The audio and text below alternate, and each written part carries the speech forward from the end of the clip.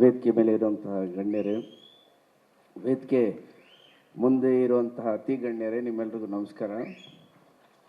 ನಾನಿಲ್ಲಿ ಒಬ್ಬ golden star ಆಗಿ ಬಂದಿಲ್ಲ, ನಾನು ವಿಷ್ಣು ಸರ್ ಅವರ ಅಭಿಮಾನಿಯಾಗೇ ಬಂದಿರೋದಿಲ್ಲ. ನಾನು ಆ್ಯಕ್ಟರ್ ಆಗಿರಲಿಲ್ಲ ಅಂದಿದ್ರೆ ಖಂಡಿತವಾಗ್ಲೂ ಅಲ್ಲೇ ಬಂದು ಶಿಳ್ಳೆ ಚಪ್ಪಾಳೆ ಹೊಡಿತಿದ್ದೆ. 25 ವರ್ಷ ಆಯಿತು ಕೋಟಿಗೊಬ್ಬ ಮತ್ತೆ ಬರ್ತಾ ಇದೆ ಅಂತ. ದೊಡ್ಡ ದೊಡ್ಡವರು ಮಾತಾಡ್ಬಿಟ್ಟಿದ್ದಾರೆ, ನನಗೇನು ಮಾತಾಡಬೇಕು ಅಂತ ಗೊತ್ತಾಗ್ತಿಲ್ಲ. ನಾನು ಚಿಕ್ಕ ಹುಡುಗನಿಂದನೂ ವಿಷ್ಣು ಸರ್ ಅವರ ದೊಡ್ಡ ಅಭಿಮಾನಿ. ನಾನು ಹೆಚ್ಚು ಎಲ್ಲೂ ಹೇಳ್ಕೊಂಡಿಲ್ಲ. ಈ ಬಳೆ ಕೂಡ ಅದಕ್ಕೋಸ್ಕರನೇ ಹಾಕ್ಕೊಳ್ಳೋದು. ನೀವು ನನ್ನ ಹೀರೋ ಆದಮೇಲಲ್ಲ, ನಾನು ಯಾವಾಗ ಕಾಮಿಡಿ ಟೈಮ್ ಮಾಡ್ತಿದ್ನೋ ಇಲ್ಲ ನನ್ನ ಯಾವುದು ಸೀರಿಯಲ್ ನೋಡಿದ್ರೂ ಕೂಡ ಕೈಯಲ್ಲಿ ಒಂದು ಬಳೆ ಇದ್ದೇ ಇರುತ್ತೆ. ಅಷ್ಟು ಫ್ಯಾನ್ ನಾನು ಅವ್ರಿಗೆ. ಅವರ ಪ್ರತಿಯೊಂದು ಸಿನಿಮಾ, ನಾನು ಅವಾಗ ಇನ್ನು 7th ಸ್ಟ್ಯಾಂಡರ್ಡು, ಹೈಸ್ಕೂಲು, ಆ ಟೈಮಲ್ಲಿ ನನ್ನ ಶತ್ರು, ನಿಷ್ಕರ್ಷ, ಸಂಘರ್ಷ, ಕೋಟಿಗೊಬ್ಬ, ಹಾಲುಂಡ ತವರು ಸಿನಿಮಾದೊಂದು ಇನ್ಸಿಡೆಂಟ್ ಹೇಳ್ಬೇಕು. ನಾನು ಕಲ್ಪನಾ ಥಿಯೇಟ್ರಲ್ಲಿ release. If you ask me, 90s Vishnu ಸರ್ದು ಯಾವ್ಯಾವ ಪಿಕ್ಚರ್ ಯಾವ್ಯಾವ ಥಿಯೇಟ್ರಲ್ಲಿ ರಿಲೀಸ್ ಆಯಿತು ಅಂದರೆ ನಾನು ಕಣ್ಣು ಮುಚ್ಕೊಂಡು ಹೇಳ್ತೀನಿ. ನನ್ನ ಶತ್ರು ಮೇನಕ, ಹಾಲುಂಡ ತವರು ಕಲ್ಪನಾ, ಯಾವ ಪಿಕ್ಚರ್, ಸಂಘರ್ಷ ಅಭಿನಯ ಥಿಯೇಟ್ರು, ಅವಾಗ ಅಭಿನಯ ಥಿಯೇಟ್ರಲ್ಲಿ ರಿಲೀಸ್ ಆಗಿತ್ತು. ಸೊ ಅಷ್ಟು ಅಭಿಮಾನಿ ನಾನು. ಹಾಲುಂಡ ತವರು ಸಿನಿಮಾ ಸ್ಕೂಲ್ ಬಂಕ್ ಹೊಡೆದು ಬಂದು ನೋಡ್ತಾ ಇದ್ದೀನಿ. ಆ ಸಿನಿಮಾ ಅಲ್ಲಿ ವಿಷ್ಣು ಸರು ಹೋಗ್ಬಿಡ್ತಾರೆ ಅರ್ಧ ಪಿಕ್ಚರ್ಗೆ. ಅವ್ರು ಹೋಗಿದ ತಕ್ಷಣ ಥಿಯೇಟ್ರಿಂದ ಆಚೆ ಬಂದ್ಬಿಟ್ಟೆ ನಾನು. ಏನ್ರಿ ಹಿಂಗೆ ಮಾಡ್ತಾರೆ ಇವರು ಅಂತ.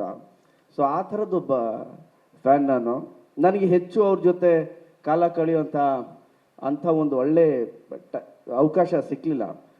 ಬಟ್ ನಾನು ಹೀರೋ ಆದಮೇಲೆ ನಾನು ಅರಮನೆ ಪಿಕ್ಚರ್ ಮಾಡಬೇಕಾದ್ರೆ 1 ವರ್ಷ ಮುಂಗಾರು ಮಳೆ, ಅವಾಗ ನಾನು ಹೇಳಿದೆ ನಾನು ವಿಷ್ಣು ಸರ್ನ ನೋಡಬೇಕು ಅಂತ.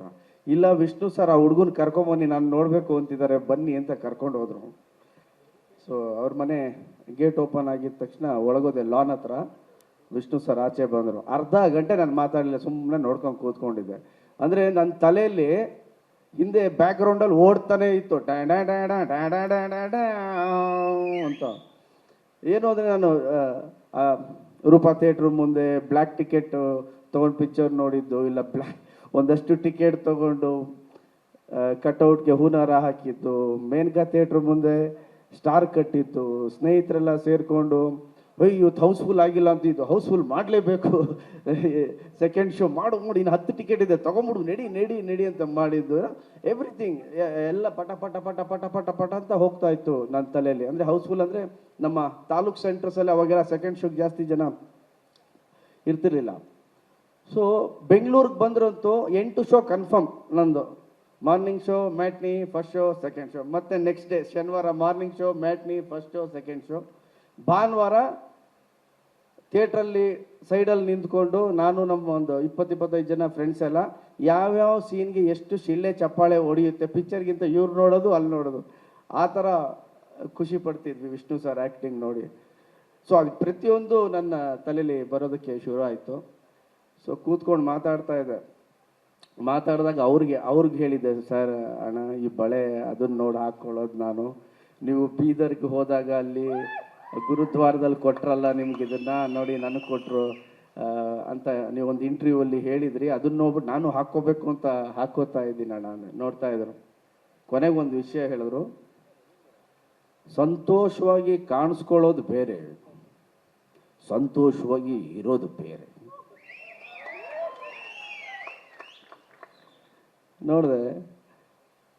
ನೋಡಿ ಗಣೇಶ್, ಸಂತೋಷವಾಗಿ ಇರೋದು ಬೇರೆ, ಸಂತೋಷವಾಗಿ ಕಾಣಿಸ್ಕೊಳ್ಳೋದು ಬೇರೆ.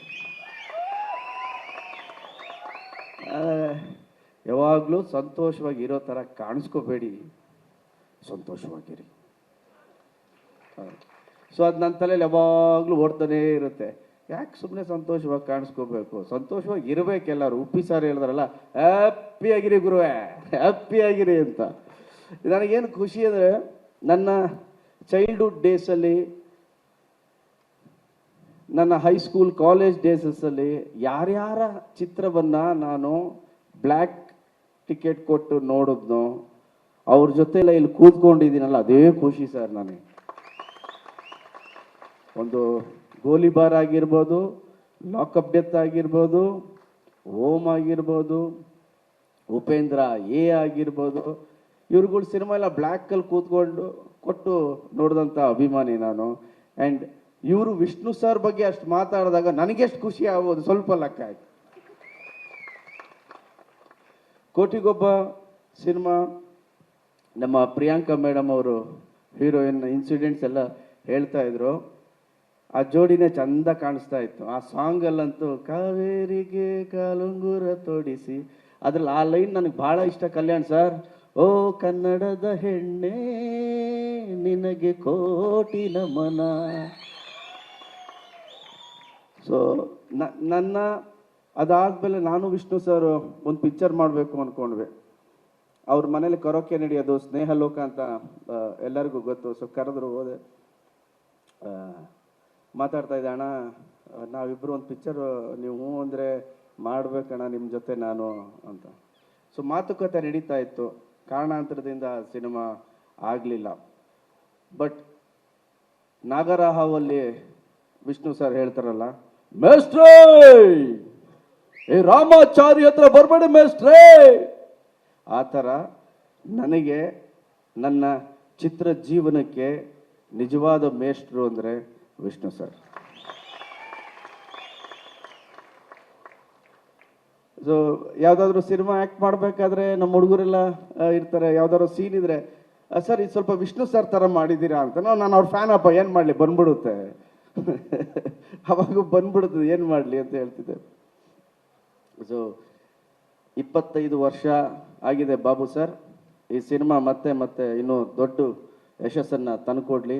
ಆ್ಯಂಡ್ ನಾಗಣ್ಣ ಸರ್ ಬಗ್ಗೆ ಹೇಳಲೇಬೇಕು. A wonderful human being, fantastic human being ಅವರು. ಆ್ಯಸ್ ಎ ಡೈರೆಕ್ಟರ್ ಮಾತ್ರ ಅಲ್ಲ, ಒಬ್ಬ ಮನುಷ್ಯನಾಗಿ ಅವ್ರು ಮಾತಾಡೋ ರೀತಿ, ಅವ್ರು ನಡ್ಕೊಳ್ಳೋ ರೀತಿ fantastic. Naganna sir all the best. And Bhargava ಸಿನಿಮಾಗೂ all the best. Babu sir, Naganna sir, Uppi sir, all the best sir. ನನ್ನ ಭಾಳ ಆತ್ಮೀಯರು ಗುರು ಸರು ಇಲ್ಲೇ ಇದ್ದಾರೆ. ನಾನು, ಗುರು ಸರು, ನಾಗಣ್ಣ ಸರ್ ಒಂದು ಫಿಲಮ್ ಮಾಡಿದ್ವಿ. ಇಡೀ ಚಿತ್ರತಂಡಕ್ಕೆ ನನ್ನ ಕಡೆಯಿಂದ ಆಲ್ ದ ಬೆಸ್ಟ್ ಅಂತ ಹೇಳ್ತೀನಿ. ರಿಲೀಸ್ ಡೇ ಆದರೆ ಖಂಡಿತವಾಗ್ಲೂ ಫಸ್ಟ್ ಡೇ ಶೋಗೆ ಮತ್ತೆ ನಾನು ಫಸ್ಟ್ ಶೋ ನೋಡಬೇಕು ಈ ಸಿನಿಮಾ ನನ್ನ ಆಸೆ ಇದೆ.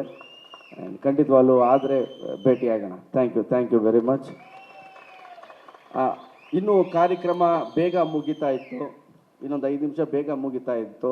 ಆ್ಯಂಕರ್ ಸ್ವಲ್ಪ ಜಾಸ್ತಿ ಟೈಮ್ ತೊಗೋತಾ ಇದ್ದಾರೆ.